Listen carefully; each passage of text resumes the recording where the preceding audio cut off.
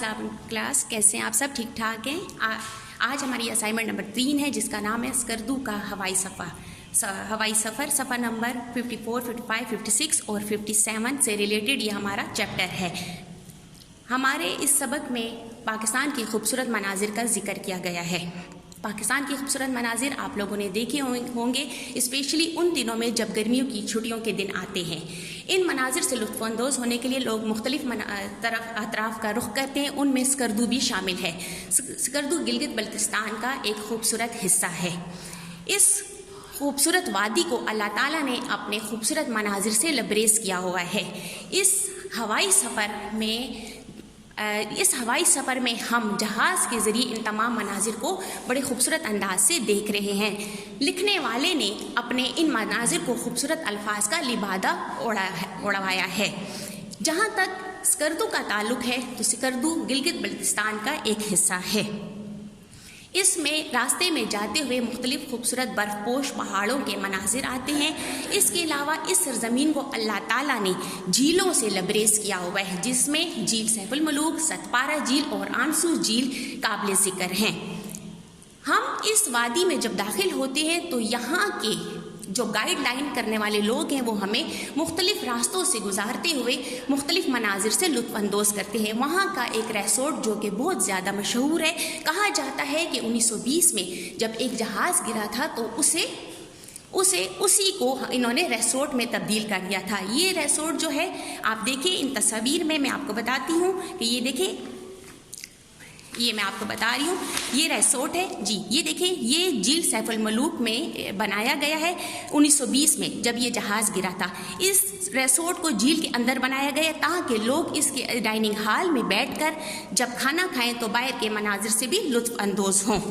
अब आप ये देखें, ये है जी आंसू झील, ये है जी आंसू झील। जब हम स्कर्दू के मुख्तलिफ इलाकों से गुजरते हैं तो ये इस झील से भी लोग लुत्फ़अंदोज़ होते हैं। कहा जाता है कि ये झील ऊपर से एक आँख की तरह दिखाई देती है, इसीलिए इसको आंसू झील का नाम दिया गया। इसके अलावा आप इस झील को देखें, ये है जी सतपारा झील।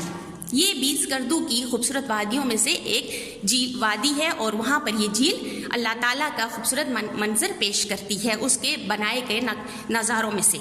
झील सैफुल मलूक के मुतलिक तो सभी लोग जानते हैं। ये झील, अब इस झील के पानी के मुतलिक ये कहा जाता है कि ये इस कदर शफाफ है कि जब इस पर सूरज की रोशनी पड़ती है तो ये बिल्कुल गहरा नीला नज़र आता है। ये है जी स्कर्दू के मुख्तलिफ मनाजिर को मैंने यहाँ पर नज़र बंद करने की कोशिश की है, लेकिन फिर भी अगर कोई मंजर रह जाए तो आपको मैं सबक के दौरान ये सब कुछ बता दूँगी। लेकिन अब जब हम अपने सबक की तरफ आते हैं तो देखते हैं कि जी ये है जी इसके अल्फाज मायनी जो कि हम इस सबक के दौरान पढ़ेंगे। आप इन अल्फाज को देख लें।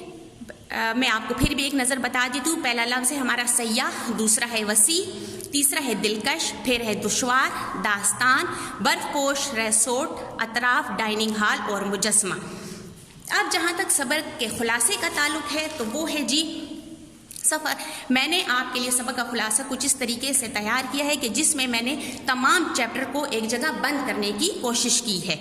जहाँ तक स्कर्दू के सफ़र का ताल्लुक़ है तो ये पाकिस्तान के सूबे गिलगित बल्तिस्तान की खूबसूरत वादी है, जहाँ नहायत बुलंद व बाला पहाड़ मौजूद हैं जो धूप में सफ़ेद मोतियों की तरह चमकते हैं।